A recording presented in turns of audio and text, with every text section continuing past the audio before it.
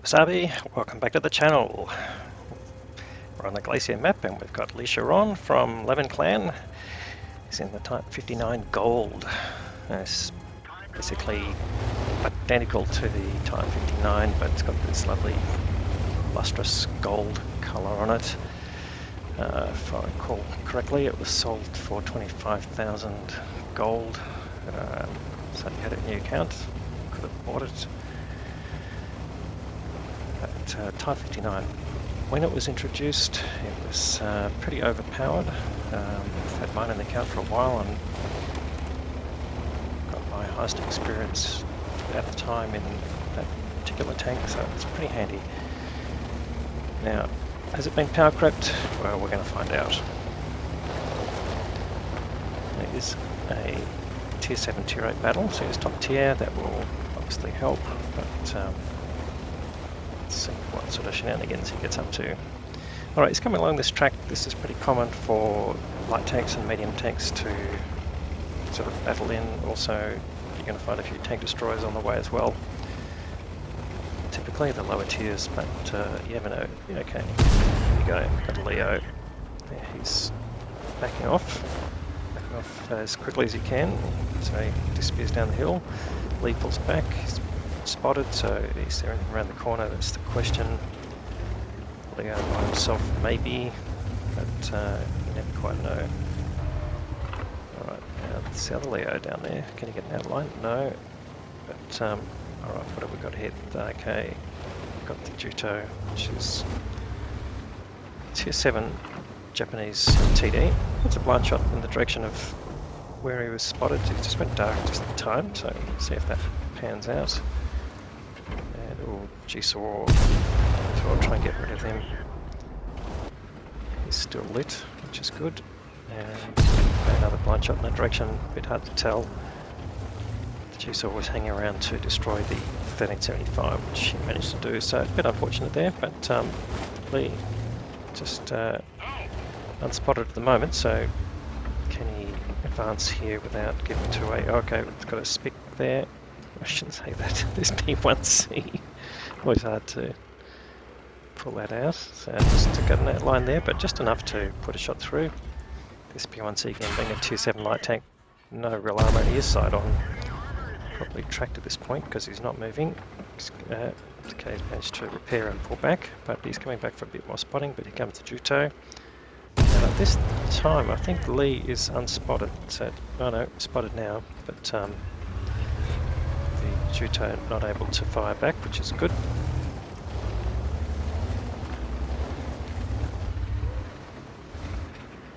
So starting to accumulate some damage. He's got 1192. Not quite enough. And he's just telling the CC67 that's just come up to spot him just to stay back. Now, partly that's because we don't know exactly what's around the corner, but also Lee would like to basically defend here and use his tank strengths and manage to go through the top of the Juto just as we talk. And doesn't want to advance right in front of the Juto, so he's just waiting for them to make a mistake. Juto being spotted here. Now, not exactly sure how he's being spotted, maybe because he's firing, because he's not running CVS, which he could do at this tier. But Lee running vents and Ram, so he's going to have the best DPM possible out of this tank. It's not exactly a DPM machine, but it's certainly good enough, certainly this tier, to dominate. He's going back after this P1C, but he gets taken out. And Lee can come up now and try and pick off this Juto.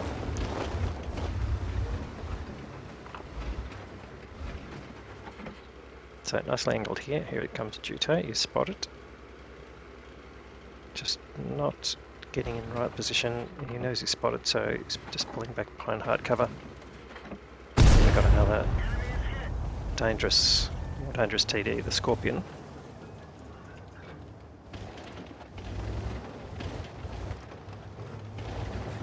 Lee just waiting till he goes dark before he comes back. Just see he's using the wall here to basically turn his tank around and get him to a good side scraping position without having to pull too far back.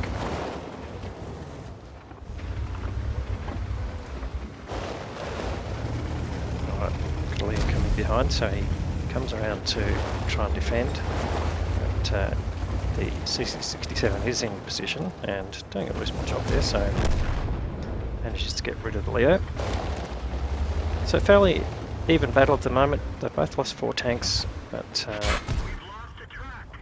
Lee does get spotted by the Juto, so clearly the cover both sides is not ideal, but Lee managing to punish the Juto, and the Juto only managing to shoot his tracks, so this is the side scraping position, and he should be able to go through the top of the Juto again, which he does. So he's reduced him quite substantially, but again he doesn't want to come around the corner here. The Scorpion likely to be in the same position. In fact, there's the Scorpion coming back again. Now, the problem with the Scorpion, like a lot of TDs, it's got a large gun shield on top, which does expose them before their gun can get on the target. Manages to pick up some spotting damage, and C-67 deciding, okay, I want some damage too, decides to push out in front, and it looks like the Juto might just come into position again for Lee to shoot him, but too late. The C-67 picks off the Juto, and that basically makes it clear for Lee to pursue what's going on further down the line. Oh, there's the Scorpion running away. Puts a shot into it, but unfortunately all he gets is some spotting damage. And again, Lee just waiting until he goes dark before he pushes around the corner, and using these trees here to his advantage. There's always going to be some tank destroyers hanging around the back here, and no surprise here, got a Scorpion, G-Saw, and was Lee spotted? No, I'm not sure that he was. So he had a shot on the G-Saw, but didn't pull the trigger at that point. Just watching out for possible crossfire situations here. The Leo is down there, but it's the second Leo on the team. But he goes to the garage as well, so both Leos gone, and Lee again just being concerned that he's not going to get into crossfire. Where are those heavy tanks on the heavy line? They're just around the corner, so that's good. Come up here and try and surprise the G-Saw. No, he's spotted. So what was that? T-28 prototype, I should say. He gets taken out at the same time. So on a bit of a damage hunt, but starting to lose targets. The enemy team starting to evaporate, although still pretty much game in the balance. So Lee deciding not to get sucked into the fight down there. Still trying to come up and get an angle where he can shoot either way. And looks like he's got a line on the enemy tanks at the rear. Fortunately, that doesn't penetrate. Type 63 not paying attention to Lee. So can he get another shot in? Yes, he can. And he's not going to last long. A couple more shots here. He should get another one in, which he does. And into the conceiver this time. And the conceiver's going to go down very quickly. But Lee gets another shot in. So he's now got just under 3k of damage. And he's coming up behind the T-28 HTC. It's just TDs left at this point. So Lee's going to have to take his chances now.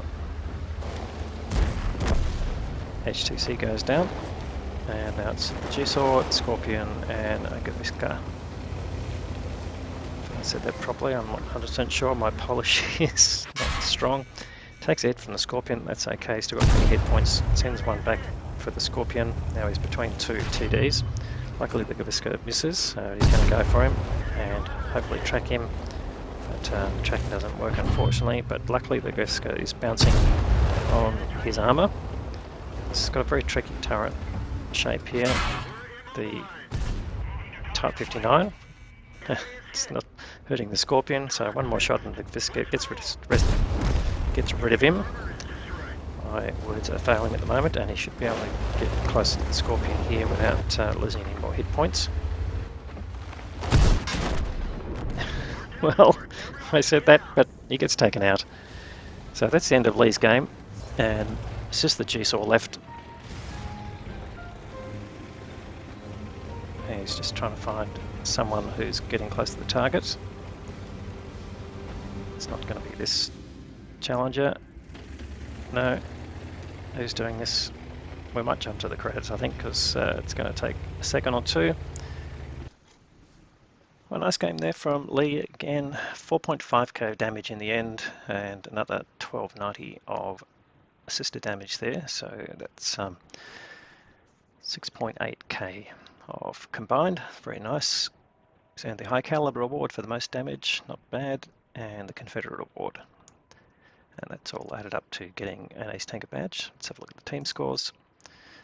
1441 base, nice level there, and damage-wise, yeah, more than triple for some of the players there, of course. But next best damage there was the XM57, who probably underachieving with that amount of damage there, but we didn't see where he was playing, possibly on the heavy line.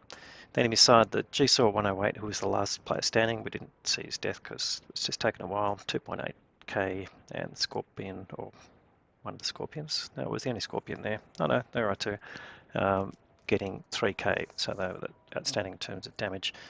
But this is Lee's game. Let's go and have a look at his details here. 23 shots fired, 22 hits, so excellent shooting, 19 penetrations.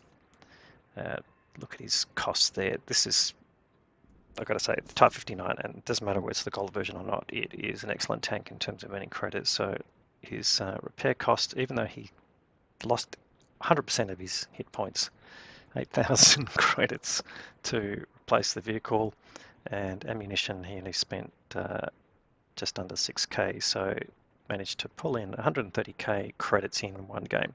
So, and that was any reserves or any other sort of payments, so great result there as well. If you ever get your hands on the Type 59, they are offered up, not for sale ever, like since I got mine, which was through the shop, but 10 years ago I'd say. I don't think it's been on sale in the shop, but from time to time it comes up as a prize, or sometimes, I don't even know if it's been in loot boxes, but if you can get hold of it, get hold of it. It's not like an OP tanker at all, it's just a fantastic premium tank for what it is.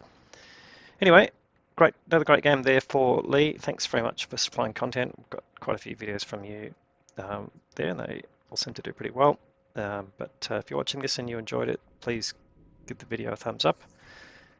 We'll have more great content to follow. Thanks very much for watching.